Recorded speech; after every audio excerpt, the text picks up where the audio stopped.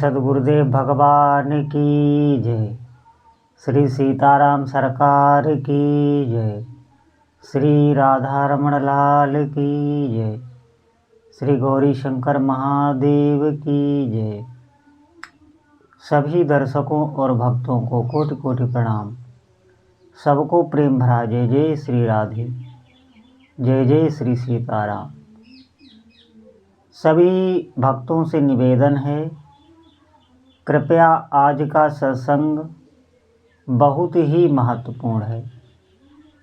सभी बहुत ध्यानपूर्वक सुनेंगे। आज सभी साधकों को विशेष लाभ प्राप्त होगा। देखिए, जो आपको भगवान का भजन, भगवान के नाम का जप ये बताया जा रहा है, तो इस पर आप चिंतन कीजिए। ये ऐसे ही नहीं बताया जा रहा है। आप अधिकतर सत्संग में जितने भी महापुरुष हैं, सभी आपको भगवान के नाम जप पर विशेष महत्व देते होंगे। इसी का आग्रह रखते हैं कि भगवान के नाम का जप कीजिए। आप बहुत ध्यानपूर्वक सुनना। जब आप नाम जप करते हैं कुछ समय तक निष्ठा से, तो एक ऐसी अवस्था आती है, तुरंत आपको नहीं पता चलेगा। ये बात सुन के आप कभी भी मिलान ना करें अपने जप से, लेकिन आपको ये जानना बहुत आवश्यक है। थोड़े समय बाद आपको ऐसी अनुभूति होगी कि प्रभु ने मुझको स्वीकार कर लिया। ये आपको अनुभूति होगी भीतर से। ऐसा नहीं है ये सिर्फ वाणी का विषय हो, ये वाणी का विषय नहीं है। उस दिन से आपका चित्त बदल जाएगा। उस दिन से आपके अंतःकरण की धारणा बदल जाएगी। उस दिन से प्रभु आपको अपने लगने लगेंगे। उसी दिन से फिर बगैर भगवान को प्रसाद आप मुख में तक नहीं देंगे। इतनी आसक्ति हो जाएगी प्रभु के विग्रह में, उनकी छवि के प्रति, उनके रूप के प्रति एक दृढ़ आसक्ति हो जाएगी। उनके धाम के प्रति, उनके नाम के प्रति आपसे छूटेगा ही नहीं।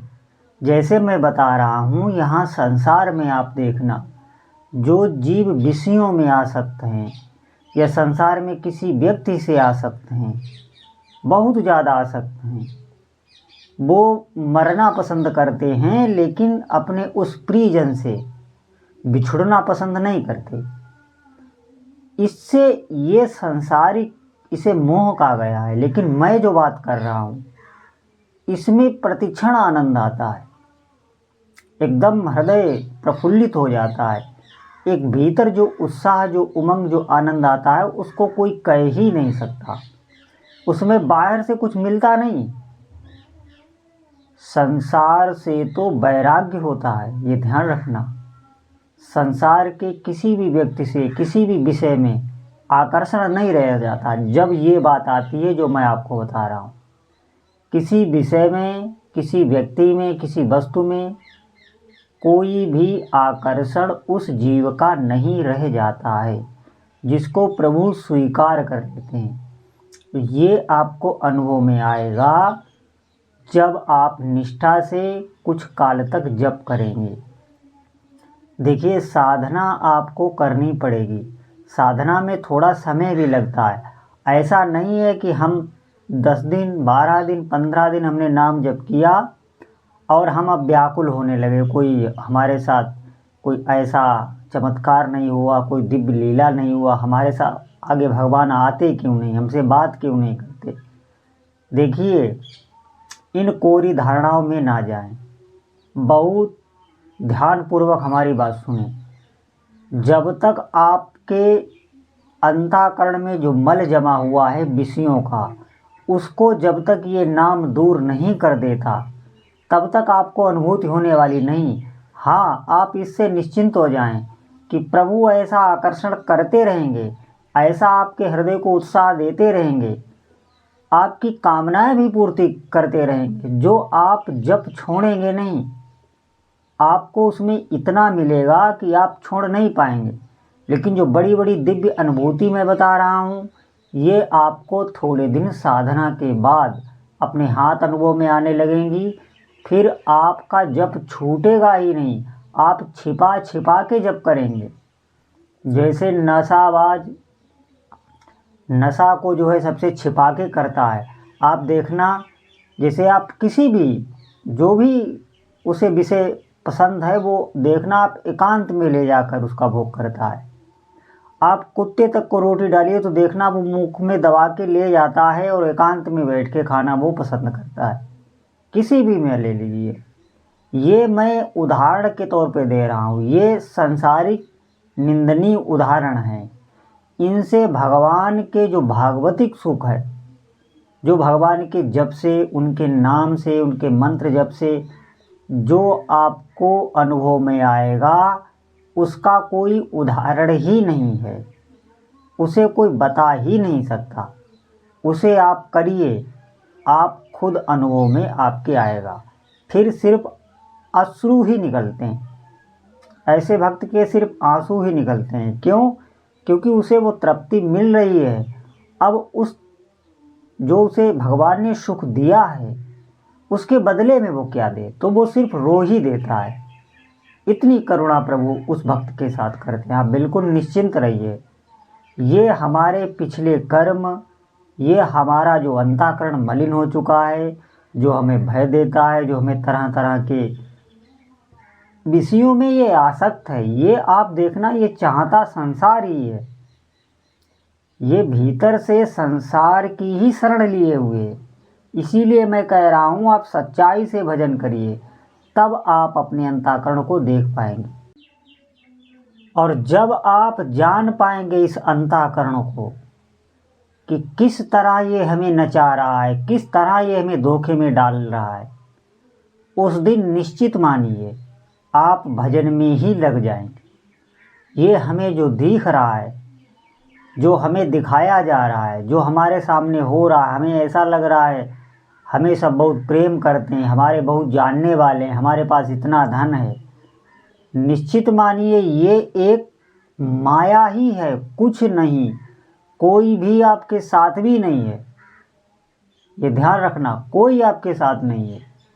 वो कहने को कुछ भी कहे, स्वार्थ बस ही सब एक दूसरे से जुड़े हुए होते हैं। ये भगवान का एक खेल चलता है। वहाँ उनसे जिससे जो कराना होता है उसे वहाँ पर मोह करा देते हैं, मोह करा के उससे वो करवा देते हैं। अगर ऐसा ना हो तो आप देखना, पक्षी तक अपने छोटे छोटे बच्चों को मुंह में चूंगा देते हैं, और फिर जब वो थोड़ा बड़ा हो जाता है तब उसी को वो जो पीछे उनके उड़ के जाता है तो उसको वो मार मार के भगाते हैं। आप देखना कभी ये क्रिया, ये सब भगवान की माया कराती रहती। ये अभी हमें पता नहीं लगेगा, अभी हम सुन भी रहे हैं, समझ भी रहे हैं, लेकिन हम करेंगे वही जो हमसे प्रारब्ध कराएगा। इसीलिए मैं आपसे बार बार कहता हूँ, आप भजन कीजिए और आपको ये सब दिखाई देगा। फिर आप सच्चाई से भजन करेंगे। जिस दिन आप सच्चाई जानेंगे उस दिन आप सच्चाई से भजन में लग जाएंगे। दिव्य दिव्य अनुभूति आपके आगे होने लगेंगी। आप खुद एक बहुत बड़े महात्मा बन जाएंगे। हमारा अंतःकरण मलिन है, और जब आपको संसार का कोई भी आकर्षण ना रहे, भीतर से प्रभु की लालसा, उनके प्रेम की लालसा, उनके नाम की, उनके धाम की लालसा आपके भीतर बढ़े, तो जानिए हमारा अंतःकरण पवित्र हो रहा है। इस बात को ध्यान रखना। ये बहुत गूढ़ प्रसंग है, ये बहुत बड़ा उदाहरण है, इससे आप जान सकते हैं। भोगों की लालसा अगर भीतर बनी हुई है तो अंतःकरण अभी दूषित है। क्यों? कितना भोगोगे आप और कितने दिन भोगोगे? आपको निराशा ही हाथ लगेगी, और शरीर तो समय पर ही छूटना है। इसीलिए बहुत सचेत हो जाएं सभी साधक। आप जप करिए, जप में जो सुख है, जो भागवतिक सुख है, आपको जो वस्तु की जरूरत होगी वो स्वतः, मैंने कई बार कहा, चल के आपके पास आएगी। भजन में जितनी सामर्थ है उतनी सामर्थ किसी में नहीं है। भजन करना एक तप होता है, ध्यान रखना। और नाम जप इसलिए श्रेष्ठ बताया गया है कि नाम प्रेम में ही लिया जाता है। आप नाम जप करें तो अपने इष्ट देव का प्रेम प्राप्त हो जाता है। और भी कई साधनाएं हैं, लेकिन प्रेम प्राप्ति का मार्ग सिर्फ नाम जप ही है। और जब प्रेम ही हो गया अपने प्रभु से, आप एक बात और ध्यान रखना, वो स्वीकार भी करते हैं। अभी आप कर रहे हैं कि मैं आपका हूँ, हे प्रभु मैं तुम्हारा हूँ, मैं तुम्हारा हूँ। एक दिन वो कह देंगे तू मेरा है, बस उसी दिन से काम बन जाता है। मेरे कहने का आग्रह यही है कि उस दिन आपका अंतःकरण ही बदल जाएगा। उस दिन प्रभु आपके हो चुके होंगे, निश्चित मानिए। एक बहुत विशेष घटना सभी साधकों के साथ घटेगी अगर आप सच्चाई से भजन करेंगे। तो सभी साधकों से मेरा निवेदन है कि आप अधिक से अधिक भगवान के नाम जप का आश्रय लें, सच्चाई से भजन करें। फिर देखिए आपके जीवन में कैसे कैसे दिव्य चमत्कार होता है। बोलो जय जय श्री सीताराम।